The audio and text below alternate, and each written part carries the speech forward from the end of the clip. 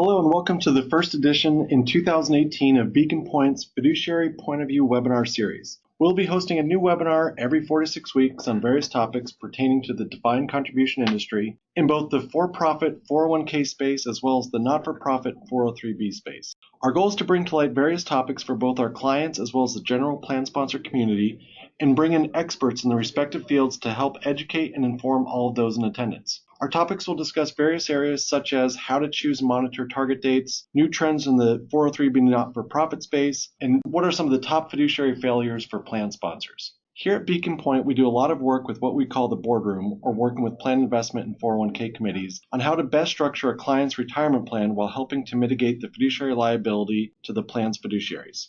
We acknowledge our fiduciary role to our clients in writing, and we like to say that we sit on the same side of the table as all of our clients, and as a fiduciary, everything we are doing or recommending is in the best interest of the plan participants and plan beneficiaries. One question we get asked quite often from committees is how prepared are our employees for retirement, and what can we do as a plan sponsor to get them closer to a comfortable retirement? They also want to know how their employees compare to others in terms of retirement readiness, and what do their participants want out of their company-sponsored retirement plans. Our first speaker joining us in the new year is Diane Gallagher from American Century. For the past several years, American Century has conducted an in-depth survey to defined contribution plan participants in both 401k and 403b plans. Some key findings from their survey done this past year are regrets about saving, not starting earlier, the importance of retirement plans as one of the most important benefits offered by employees. What do they want their employers to do to help accelerate their savings? For some background on our guest speaker, Diane originally joined American Century in 1995 and developed communication programs for clients of both JP Morgan and American Century. Prior to returning to American Century in 2012,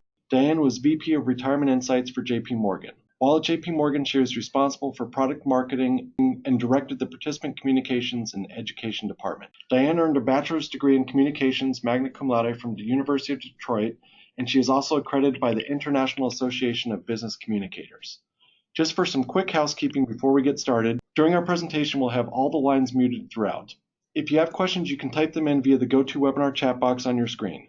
We'll save the last 5 minutes or so to go over any questions that come in, and we should be all wrapped up by 10:30. With that said, I'm going to pass it over to Diane. Diane, thanks for joining us this morning, and maybe if you can just spend a little time in your background, your role at American Century, and just some background on the American Century survey that's conducted every year. Great. Thanks so much, Doug. Thanks for having me. In my role here at American Century, is really working with plan advisors and also with plan sponsors and really helping get their participants to achieve an appropriate retirement outcome, whatever that looks like for them. So we've spent the last several years doing a national survey of plan participants and really trying to understand their thought process, their influences in saving for retirement. Of course, we can all look at plan data and see what people are doing. We also wanted to see, though, a little kind of behind the scenes what people are actually thinking. And in the first year that we did this study back in 2013, we heard this overwhelming sense of regret among pre-retirees, among folks between the ages of 55 and 65. So we really wanted to dig in to see, is that really consistent across age groups and really across time periods? And we have absolutely heard that in the course of this study. So what I'll do in this time that we have together is step through our most current iteration of the study and share with you what plan participants really think about saving for retirement and the roles of their employers. So a couple quick things as we get started here. When we talk about key findings, first and foremost, as I mentioned earlier, regrets about saving are really strong. 8 in 10 participants think they could have saved at least a little bit more in retirement, which is pretty consistent with what they've heard. 2/3 of plan participants admitted that they saved less than they should have during the first 5 years of working. So we'll talk about that as we get into the study. People really do value employers' savings plans and actually view it as one of the most effective benefits that they had, the most valuable benefits. And we'll share with you an interesting stat related to how that compares to salary, which I think has some implications in how you structure benefits. And finally, people do recognize that their employers play a significant role, and they rely on their employers in the decisions they make really to help them save for retirement and achieve a level of retirement security. 7 in 10 participants told us they depend on their employer's resources to make their decisions. It's pretty strong sentiment in terms of what plan participants are really looking for. And we talk about regret. 9 in 10 participants are still plagued by at least a little bit of regret about not doing a better job saving. And when we look at pre-retirees, so people between the ages of 55 and 65, fully a quarter of them said they have a great deal of regret about saving, but we still hear that across the spectrum. And we talk about personal regret.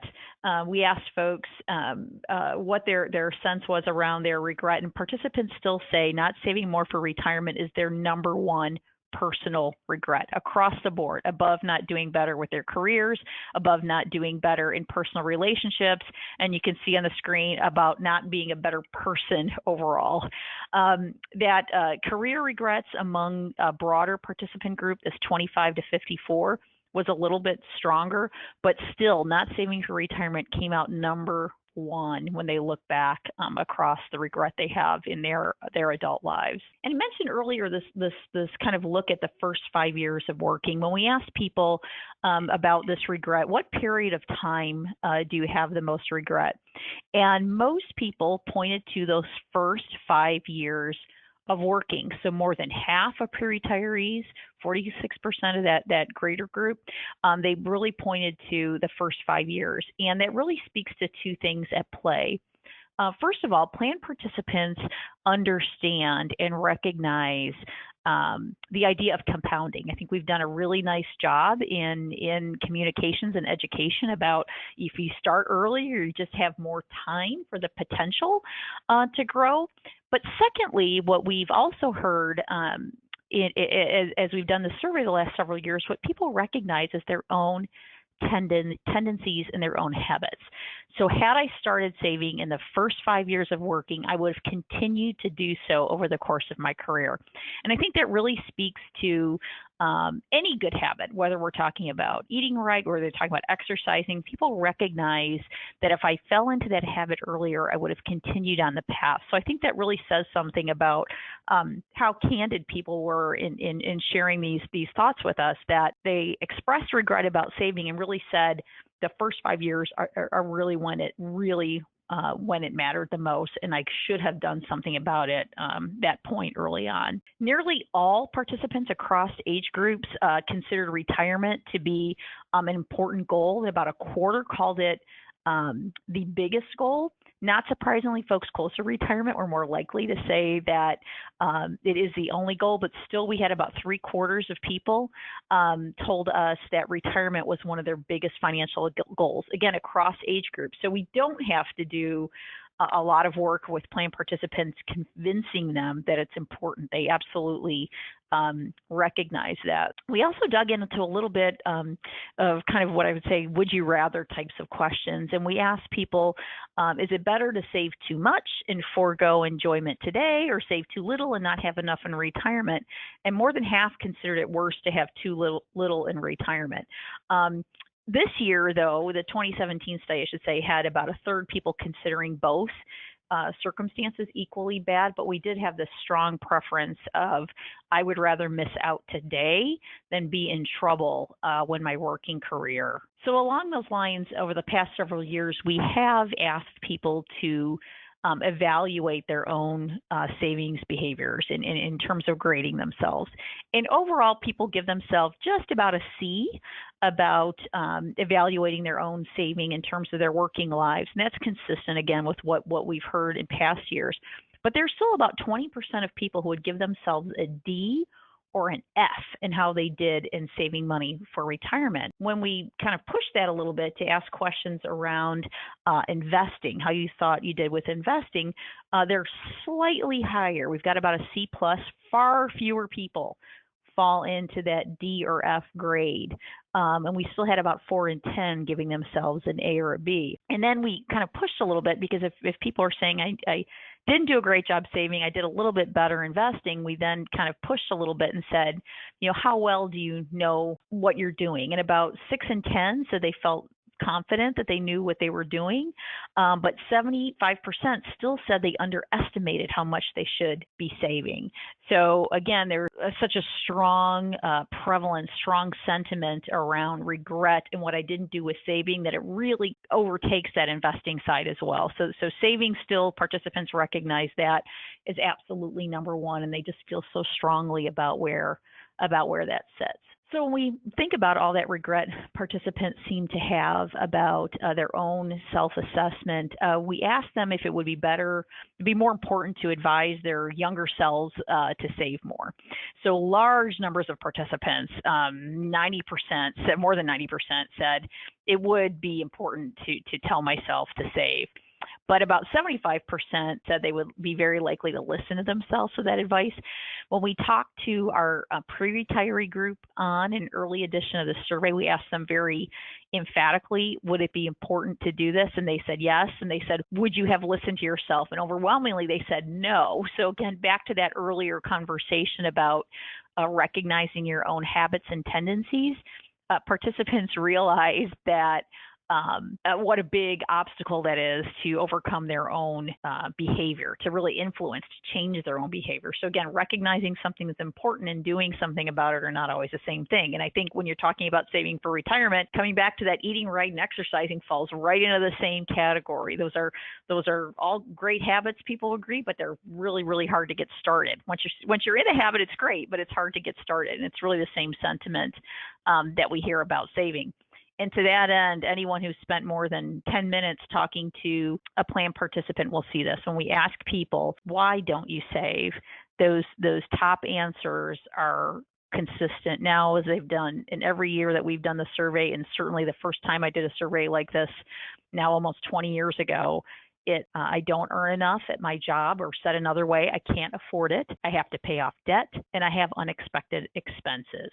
Whether that the transmission's gone on my car, I have a leaky roof, my kids need braces, et cetera, et cetera. Those same barriers are there, and they are really hard to overcome because they're real. They're real issues that we all struggle with on a day-to-day basis. So it is very consistent across age groups, across years, and across our day-to-day work, and what we really have to attempt to overcome on behalf of our participants. And when we talk about standard of living, we've asked this question, in every iteration of the survey. When we asked it of pre-retirees specifically, what are your expectations around your standard of living in retirement?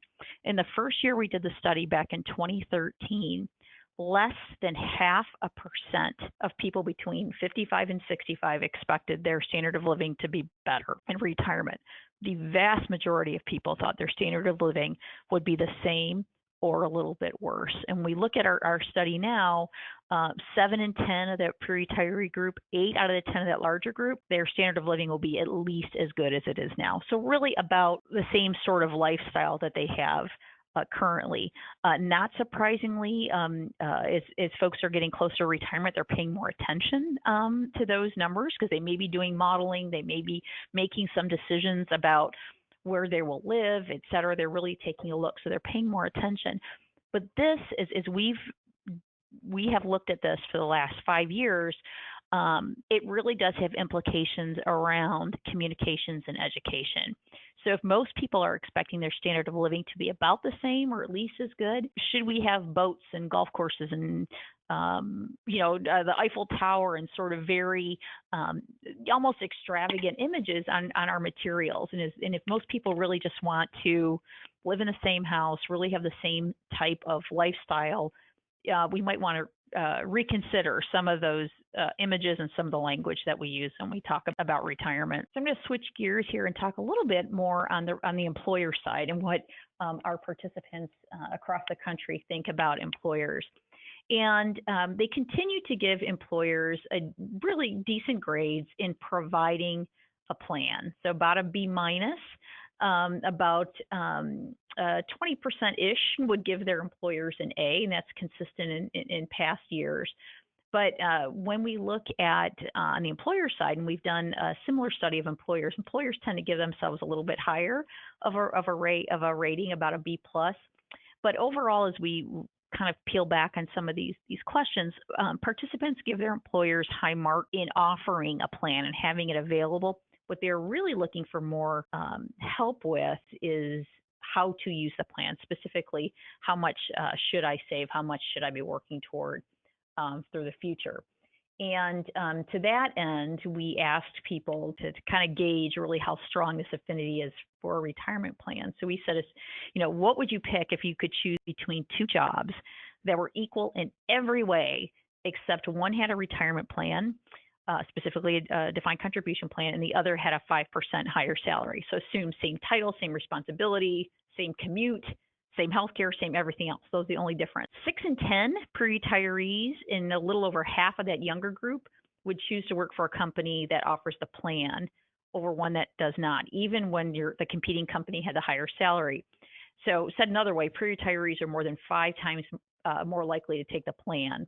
That larger group, 25 to 54, was about 3.5 times to take a plan over higher salary. And we also asked to that end, when we talk about employer-sponsored plans, we did ask the question about state-run plans, since that's gotten some additional press of late. And about 60% of employees, again, across those age groups, said they would prefer an employer-run plan over a state-run plan. So just something to consider as those become more prevalent or more discussed. All in, more than 80% of participants, again, across the country, really looked at their retirement plan as one of the most important benefits. More than 60% said they would be in far worse shape financially without access or the ability to save for retirement through work. And they felt that retirement plans at work eased some concern, about half saying they didn't need to worry as much about what to do as they had this plan at work that was really providing some additional support for them. And to that end, about 2/3 of plan participants felt more positively about a company that really deployed that full auto suite. So automatic enrollment, automatic increase, and re-enrollment into target date solutions. So the availability of those features did influence employee perception of an organization. And to that end, when we talk about automatic features, we have asked this question the last few years. I mean, would you prefer that your employer just completely leave you alone when it comes to saving for retirement, give you a slight nudge, to use Dr. Thaler's language, a strong nudge, or a kick in the pants? And the majority of people wanted at least a slight nudge. That was more than 8 and 10%.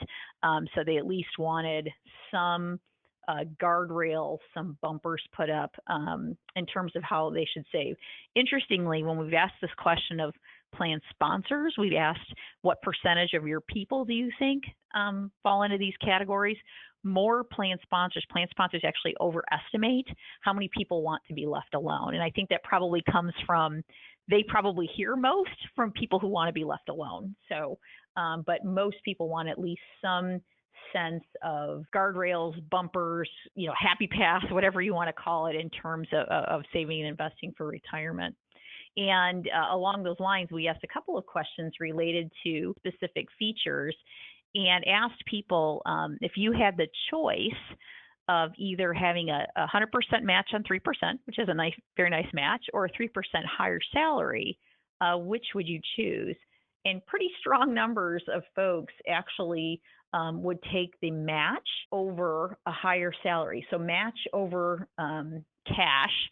And we asked that question with a different match, 100% and 6%, which is a very generous match, or a 6% higher salary. We still had really high majorities of participants who would take the match over the salary. And I think that comes back to this theme that we've talked about around understanding your own behaviors and tendencies, that if it's in a match, it's saving for the future, it's saving for retirement, it's not hitting my wallet, because when it hits my wallet, it disappears. I will spend it. So it really speaks to really being self-aware. And I think that's what participants are telling us in this category. So just a couple of additional features and comments along the line of this whole nudge idea. More than 7 in 10 participants told us automatic enrollment should be in place at 6%. We didn't expect people to know what automatic enrollment was, so we described what that meant. More than half said it should be implemented retroactively, so sweep in all employees, not just new hires. They completely supported automatic increase and also 3/4 actually felt that employers should do a qualified default investment alternative re-enrollment, wherein all participants are their current balance and future contributions are invested in the plan's QDIA unless they opt out. So what across the board, what people were sharing with us is this recognition that I'm really looking for my employer to kind of set up that path, that guide, and I can make changes if I want to or if I need to, but knowing that it's in decent shape from where my employer started, that's probably where I will stay. And again, those same lines of employers, knowing how strongly people felt about the role of their employers, most people believe that they would have more if their employers had kind of deployed everything on their behalf. And most specifically to that end, how much, if they knew how much to save. So 7 in 10 participants said they would save more if they had an idea what's quote unquote good or what's the right number. So that really is a very specific element that plan participants are looking for from their participants. So just a couple of points to consider, going forward as we look at this study is you really have the opportunity to recognize where people are in their decision making and their behavior and how much they rely on their employers. So to that end, plan design comes first. It really does matter in influencing how participants save and invest for the future. And there really is a great opportunity to really set a model or set an appropriate guideline for participants to really kind of fall into a good habit, to really take advantage of that default perspective. So we've heard over the course of the years that we've done this study how important it is to really make those decisions on behalf of participants that makes it easy for them to be successul. Now, what questions can I answer for you, Doug? Perfect. Thank you very much, Dan. That was very informative. So if you have questions, you can type them into the chat box as we have a couple coming in now, but I'm going to ask the first question. I guess now this is, I think you said the 5th year you've done the survey. What's kind of the most surprising finding that you see that's come out of it, in the most recent survey? And the most surprising thing that we saw was how strongly participants really did take a look at that employer match that we had heard consistently that people really valued the plan. But when we actually put, dollars to donuts and said, would you rather have a match over cash? That people overwhelmingly took the match. And I think that really speaks to people being very candid and self-aware of knowing, and I put myself in that category too. I kind of jokingly say if I break a $10 bill, it somehow disappears. Same thing, that people understood that if it comes in the form of a match and it's just going into my account, it's invested, I won't spend it with nothing to show for it. So people recognize how important it was to kind of have it not touch their wallets or become part of their daily spending. I was surprised at how high those numbers were. Yeah, that number definitely seems pretty high for both the 3% and the 6%. Yep. Absolutely. So the first question that's coming in, so our company is considering offering the full suite of auto services. So I'm guessing they're meaning auto enrollment, auto increase, and so forth. Should we introduce it all at once, or should we wait to space these out? Yeah, and that is a great question. I can tell you from my experience last year. From my experience, it's a really good opportunity to do it all at once because you really have, from a purely an employee communication perspective, you have a great opportunity to share with folks that we know how important it is to save for retirement. That's why we're making sure to give you every opportunity to be successful. So it's getting everyone in the plan, creeping you up by a percentage every year with the increase, potentially doing a re-enrollment, because you can always opt out if you don't want to do it. But we really think this is a great way to help you be successful. So from a pure communications perspective, I always recommend doing it at once. Got it. Okay. Perfect. Well, I think that's going to bring us to a conclusion of our first Beacon Pointe Fiduciary Point of View webinar for 2018. I'd like to thank Diane for joining us this morning and sharing her valuable insight from the Start Your Engines 5th Annual National Survey. And on behalf of Beacon Pointe Advisors, this is Doug Igel, the Director of Beacon Pointe's Retirement Plan Services Group, and thank you all for joining. If you'd like a copy of the presentation or have any questions, you can reach us at bpawebinar@beaconpointe.com. Thanks again, and be on the lookout for an invite for the next Fiduciary Point of View webinar. Thanks, Diane.